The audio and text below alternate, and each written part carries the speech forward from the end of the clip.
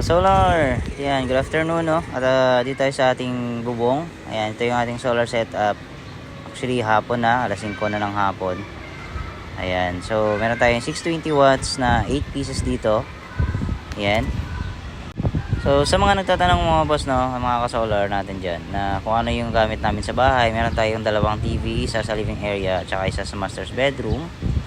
Ayan, kung mapansin nyo, yan yung ating YouTube. Ito yung setup. Ayan, makikita nyo yun mamaya. So ka-solar, no, meron din tayong aircon dito na 1.5, isa sa office, isa sa living area, and then meron din tayong 1 horsepower sa master's bedroom, no. So sa araw yung 1.5, and then sa gabi yung 1 horsepower. And dito meron din tayong electric stove dito. Ayan, dalawang burner.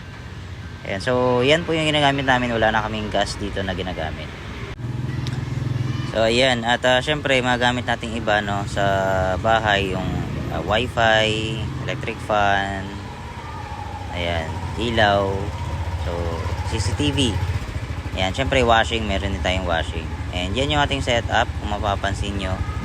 Ayan, meron tayong load ngayon na 1.3 kilowatt kasi may naka-on niya na nailigo kasi yung mga anak namin, so may naka-on na heater. Ayan.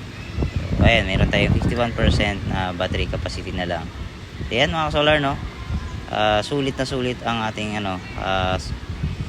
solar setup sa bahay dahil almost 80% ng electricity namin ay nanggagaling na sa solar. So yung remaining, yun na lang yung kuha namin sa Meralco kapag lobat ni si battery.